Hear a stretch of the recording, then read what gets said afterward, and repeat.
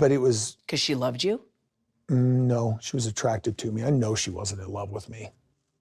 Most people fall in love first, right? What was meant to be a simple, serene family lunch became the moment everything collapsed. It was supposed to be calm, something soft to soothe the storm. A garden lunch shoot with Robyn Brown, her children, and Kody. A peaceful scene meant to quiet the growing public unrest. TLC had planned it as damage control. The headlines were getting too loud, the Reddit threads too damning. They needed smiles, sunlight, unity. But what they got was carnage. The setup was minimal. A three-person TLC crew, a sound tech, a camera operator, and an assistant producer. Dayton Brown, Robyn's oldest son, had always resisted the spotlight. He was cautious, sensitive, always a little too aware of the cameras. But today, something inside him shattered. From the moment the crew arrived, the air was wrong, heavy, dense. Tension clung to the backyard like smoke. Dayton paced the porch with restless steps, eyes flickering with something untamed.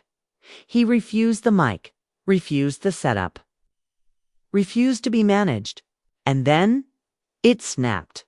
The cameraman, gently trying to reframe the shot to include Dayton, barely made the move before Dayton exploded.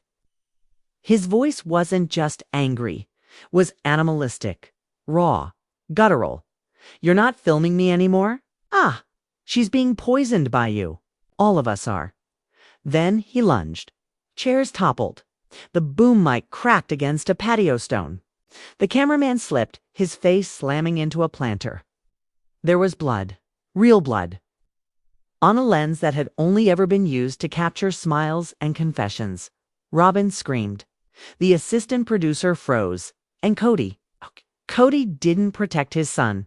He didn't protect the crew. He charged, but not at Dayton. He turned on the camera, crew face flushed, fists clenched. "Why the hell didn't you turn the camera off sooner?" he bellowed, spit flying, veins bulging. It wasn't about Dayton. It was never about Dayton. It was about control. That night in Burbank, behind digitally locked doors, TLC executives met for an emergency session. The footage, explosive, traumatic, unusable, was the final nail in the coffin. It would never air. But the damage was done. Kody Brown was declared unsafe, not just as a father figure, not just as a narrator, not even as a personality. Julia Wright, the show's longest-serving executive producer, delivered the sentence in a Zoom call, her voice cold and unshakable. "Kody, we're done. We're not filming your crumbling ego anymore. One of our crew is in the hospital. You've turned this family into a war zone." He didn't respond. He couldn't. Kody sat frozen. In his Arizona office, surrounded by outdated family portraits, ghosts of a family that no longer existed, knockoff leather furniture. His jaw locked so tightly it looked like he'd grind his teeth to bone. "This is impossible," he muttered. "We've already made it happen," Julia said, emotionless, effective immediately. The screen went black, and for the first time in his adult life, Kody Brown had no audience. Hours passed. The house grew quiet. Robyn found him slumped in a chair, the bottle of whiskey on his desk half empty. It had sat there unopened for years, until now. The TV played something softly in the background. He didn't hear it. His eyes were wild, hollow. He wasn't watching. He was spiraling. "They assassinated me," he whispered. "They killed my legacy." But Robyn didn't run to him. She didn't kneel, didn't touch his hand. She stood perfectly still. And for once, she didn't lie. "You ruined your legacy," she said, voice barely above a whisper. "You let this show rot. You dragged our kids into it, okay? And now Dayton is shattered because of you." Kody stood, face twitching in disbelief. "You're turning against me," he snarled. "You? Going," she replied flatly. "Dayton and I are leaving, moving to St. George. She looked him square in the eye. Don't call. Don't follow. Don't you dare twist this into some redemption arc. What's left of this family still deserves peace. He reached out. Robyn, please don't do this to me. But her face didn't waver. This wasn't done to you, she whispered. Was done by you. And then she was gone. Elsewhere. Hundreds of miles away in Utah, Meri Brown was preparing for war. She'd seen this coming. She'd felt the tremor before the quake. While Kody was unraveling in Arizona, Meri was finishing her statement. Because this time, she wouldn't be silent. For over a decade, she had clung to the shadows, loyal, patient, muzzled by fear and hope and guilt, but not anymore. Behind closed doors, Meri had been compiling, writing, archiving, her private memoir hidden. Guarded. Encrypted, had transformed into a truth bomb. A memoir? No, it was an arsenal. It contained financial documents, secret communications, betrayal trails, coercion, bank transfers, and emotional blackmail. Every time she had been gaslit, minimized, erased, documented. But Meri didn't want to just write it. She wanted it aired. And TLC, now desperate to salvage its crumbling empire, gave her the green light.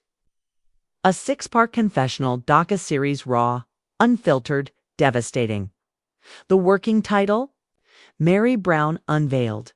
And for the first time in her adult life, Meri would speak. Not as a sister wife, not as the dutiful first wife, but as a woman reclaiming her name from the wreckage. Kody? He sat alone in his silent Arizona home, surrounded by ghosts, drinking defeat. Talking to a camera crew that no longer existed, I gave everything, he muttered to the darkness. They assassinated me. But what he never realized, what no one dared say to his face, was this. No one had to assassinate Kody Brown. He was his own undoing. And as the screen fades to black, one truth remains. The show may survive. The family may rebuild. But the era of Kody Brown, it's over. Over. It started with silence, then a chair, then a folder. A single wooden chair. A dark studio just outside Salt Lake City. No glam team, no stylists. Just a side table with a water bottle, some worn legal documents, and a large manila folder labeled Robyn's Deals. And across from the lens sat Meri Brown, her back turned to the camera, her voice calm, steady, controlled like a loaded weapon held just beneath the surface. I let them tell my story for years, she began, her breath shallow. But that ends today. I'm telling it myself now. That was the moment everything shifted. The confessional wasn't supposed to be aired live. TLC had planned to film it, review it, and then decide what would make the cut. But nothing was cut. Because everything she said was fire, and she wasn't finished. Meri dropped the first bomb within the first 3 minutes, as early as season 8. She said slowly, Robyn was making secret deals. With TLC, with Kody, with attorneys. We weren't just being manipulated by a man, we were being monetized by a strategy. That line sent shockwaves through social media. What followed was even more devastating. Meri, trembling but defiant, explained that Robyn had a private side agreement with the network. An undisclosed contract amendment that ensured higher pay for emotionally charged episodes that featured her children. Or focused on her suffering. She was getting bonuses every time she cried. Every time she was painted as the misunderstood victim. And none of us were told, Meri whispered, shaking her head. We were told it was audience response. That viewers loved Robyn's story. But the truth was, Robyn made herself the story. And the others, they were collateral. Meri's voice cracked as she recalled a moment that had haunted her for years. We'd filmed a special retreat. It was for grief recovery. I'd never been so raw on camera tears, journaling forgiveness. It was healing. I remember feeling proud, hopeful. She paused. When the episode aired, I wasn't even in the credits. They cut me out entirely." The pain in her voice was unmistakable, not just from exclusion, but betrayal, because Robyn wasn't just a sister wife anymore. She had become the central narrative, and she was getting paid for the tears. Then came the timeline. A forensic map of Robyn's financial trail shell companies registered to P.O. boxes in Nevada. Property transfers that had quietly stripped assets from the Brown family and moved them into Robyn's control. Kody had signed over to Flagstaff. Parcels directly into Robyn's name during 2021 AT, the peak of the family's breakdown. Meri flipped through pages. Here's the document where Kody signs over parcel 2. No other wives present, no discussion. It's just a signature. And then what shocked even hardened fans: unpaid production invoices. Meri had uncovered years of backlogged expenses Robyn refused to reimburse despite being contractually obligated to contribute. Catering costs, childcare, transportation, all absorbed by TLC or other wives. Robyn, shielded by her contract, paid nothing. Then Meri said the line that ignited TikTok and Reddit for weeks. Robyn Brown is not a helpless woman. She's a strategist. Kody Brown was just her soldier. The reaction was immediate. Reaction videos flooded timelines. Fans, many who had left the show years ago in disgust, returned in droves. They weren't watching a family show anymore. They were watching a reckoning. By episode 2, Meri's confessional dug even deeper. Emails, voicemails, audio leaks. She unveiled messages between Kody and TLC producers begging for narrative rewrites to preserve his image. Voicemails of Robyn crying, pleading with editors to cut that Christine part or focus on the pain this is causing our kids. One recording showed Kody screaming at Christine, "You're ruining the show by being independent. You're breaking the system that made us famous." By episode 3, TLC did the unthinkable. They didn't just allow the confessional to air. They rebranded the entire series. A new title card, a new intro, Sister Wives, reclaimed, and on June 1st, a billboard went up in Times Square. Meri stood alone, wind in her hair, arms crossed defiantly. Beneath her in stark white letters, "The real wife, Meri Brown. She's done waiting." And Kody, he vanished. No press appearances, no statements, just gone. His Flagstaff home, once buzzing with producers and camera crews, turned into a mausoleum of shattered ambition. Locals spotted him at gas stations, bearded, disheveled, muttering to himself. He tried launching a podcast. It collapsed after 3 episodes. He launched a YouTube channel. His comments were disabled within 24 hours. He couldn't control the narrative anymore. Robyn refused to speak. No interviews, no statements. Her children went dark on social media. Dayton, now in therapy, began a long journey of untangling himself from the show that had become his prison. But rumors swirled. A former producer came forward anonymously. They claimed they had unreleased footage from the Vegas air stored in a climate-controlled facility in Henderson. Tapes showing Kody discussing his wives, not as people, but as roles to be manipulated. Footage of him boasting about his control. "They don't even know what I've agreed to with TLC," Kody allegedly said in one clip. "I'm the center. That's what sells. They're just orbiting." TLC reportedly paid 6 figures to bury it, but the damage was done. And in North Carolina, Janelle Brown began her second life. Free from polygamy, free from Kody, free from the years of being the quiet one. Her final break came during the COVID pandemic, when Kody's controlling rules and cruelty toward her children, especially Gabe and Garrison, became unbearable. In 2021, Janelle quietly started preparing. By 2022, she had spiritually divorced him. And in 2024, she made her most dramatic move yet. She bought property in North Carolina near her married daughter and left Flagstaff behind. No more shared spaces. No more Coyote Pass. The land they once dreamed of building on 14 acres was now a symbol of what they lost: unity, trust, sisterhood. It had been bought as a legacy. It had become a grave. But now Janelle was thriving, running businesses, coaching women, reconnecting with her adult children. Healing the world once knew her as the practical one. Now they knew her as the strongest one. And as the final episode of Meri's docuseries ended, viewers sat in stunned silence, not because of the drama, but because of the truth. The real wife wasn't the loudest. The loyalist wasn't the most tearful. And the legacy Kody tried to build, it was never his to own. Kody's failed leadership for years. Kody refused to divide the land equitably, but in 2025 he gave in. Janelle got $35,000, presumably twice what she'd initially invested. The payoff was a turning point. Now she has her own land, her own future. In April of 2025, Janelle surprised fans with a beaming announcement. "My home is slowly coming to fruition. She is constructing it herself. Her self-assurance has skyrocketed. Her independence has been cemented," she had once proclaimed. 2025 as the year she's eliminated all toxic aspects of her life. Thus far, she's fulfilled that vow.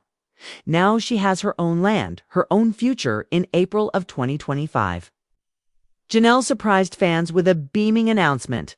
"My home is slowly coming to fruition. She is constructing it.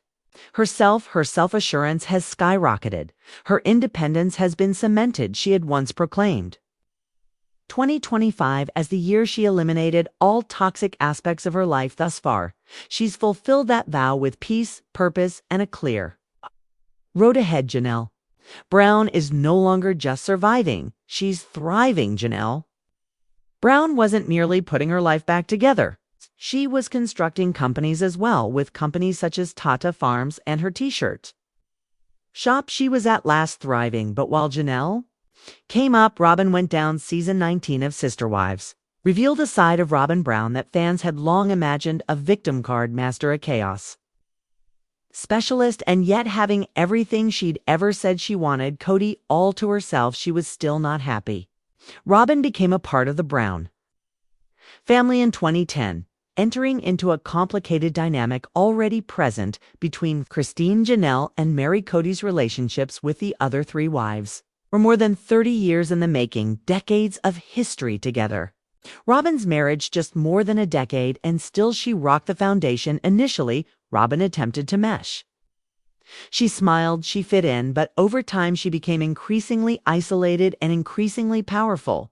Eventually, as Christine, Janelle, and Meri departed individually, it was apparent Robyn had been at the center of the breakdown of the family. Today, with Kody alone, the fissures are beginning to emerge. While Robyn and the other wives were not romantically or sexually attached, plural marriage placed them in an emotional and practical relationship. They were forced to operate as a group, even when there was animosity. Robyn frequently felt like an outsider, but instead of closing the distance, she played the victim repeatedly. Fans and family alike condemned her behavior over the years, particularly her blame-shifting, her tears, her stories, her silence when she should have spoken.